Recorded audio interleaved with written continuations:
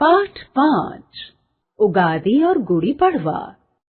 शिवरमन दोस्तों के साथ खेल रहा था।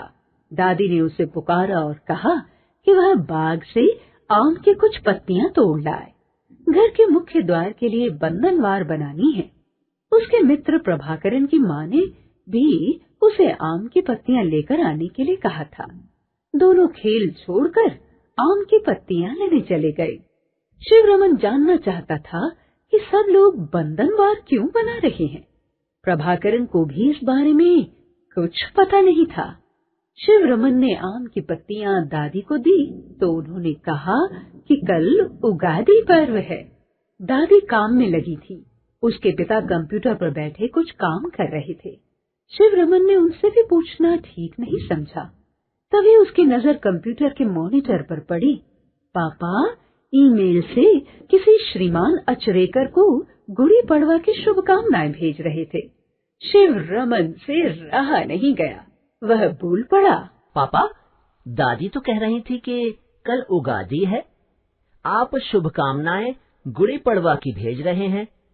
आप गलती तो नहीं कर रहे? और अगर मैं कहूँ कि कल चैत्र प्रतिपदा है तो तुम क्या कहोगे शिवू? आवाज शिवरमन के पीछे से आई थी। पापा तो कुछ बोले ही नहीं थे। शिवरमन ने पलट कर देखा। उसके दादाजी दरवाजे पर खड़े थे। वे मंदिर से लौट कर आए थे। दादाजी को देखकर शिव खुश हो गया। अब उसे सारे सवालों के जवाब मिलने वाले थे। देखो बेटा शिव, कल उगादी पर्व है। उगादी शब्द वास्तव में युगादि है, जो युग जमा आदि से बना है। इसका अर्थ है युग का आरंभ। हमारे आंध्र प्रदेश और पड़ोसी प्रदेश कर्नाटक में इसे ही उगादी कहते हैं। माना जाता है कि इसी दिन ब्रह्मा जी ने सृष्टि का निर्माण किया था। इसी दिन से नया संवत्सर शुरू होता है। इसलिए इस तिथि को नव संवत्सर भी कहते हैं। नव का अर्थ तो नया होता है ना दादाजी? शिवरमन ने पूछा। हाँ बेटा, ठीक कहा तुमने। नव तो समझ में आ गया। ये संवत्सर क्या है? संवत भारतीय वर्ष को कहते हैं। चैत्र माह के शुक्ल पक्ष से हमारा भारतीय वर्ष आरंभ होता है। जैसे अंग्रेजी वर्ष का आरंभ जनवरी माह से होता है, हमारा भारतीय वर्ष चैत्र माह से आरंभ होता है। तुम्हें जनवरी, फरवरी, मार्च, दिसंबर महीनों के नाम तो पता हैं। अब भारतीय महीनों के नाम जान लो।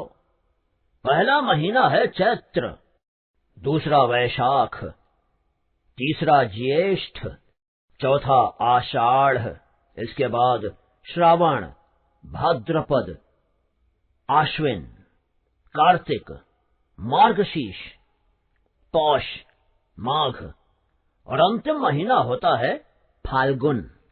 दादाजी ने बताया। हाँ दादाजी, मैंने ये सब नाम सुने हैं। बहुत अच्छी बात है। तो समझो कल हमारा भारतीय नया वर्ष शुरू हो रहा है। तो फिर हम अपने फ्रेंड्स को हैप्पी न्यू ईयर बोल सकते हैं? शिवरमन ने पूछा। बोलना चाहिए, जरूर बोलना चाहिए। हम कल युगादि या उगादि पर्व मनाएंगे और नव वर्ष का स्वागत करेंगे। ये जो तुम्हारी दादी जी आम की पत्तियों से बंधनवार बना रही है ना, यह नए वर्ष के स्वागत के लिए है। हम नए वर्ष का स्वागत करते हुए यही कामना करते हैं कि नया वर्ष सभी के लिए सुख और समृद्धि लेकर आए। कल हम जो पचड़ी बनाएंगे, जिसे तुम प्रसादम भी कहते हो, उसे सुबह निराहार ही खाना। अगर इसे निराहार खाया जाए तो इससे तुम्हें अच्छा स्वास्थ्य मिलेगा। प्रसादम को खाने से चमड़ी का रोग भी दूर हो जाता है। प्रसादम में मिली चीजें स्वादिष्ट ही नहीं, स्वास्थ्य बढ़ाने वाली भी होती हैं। और सुनो, कल से तुम्हें आम भी खाने को मिलेंगे। वाह! शिवरमन यह सुनकर खुशी से उछल पड़ा। उसे आम बहुत पसंद है ना?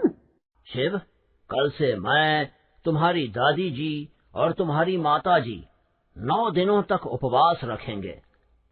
8वें दिन माँ दुर्गा की पूजा होगी और 9वें दिन, जिसे राम नवमी कहते हैं, हम श्री राम जी के जन्म का उत्सव मनाएंगे और स्वादिष्ट भोजन करेंगे।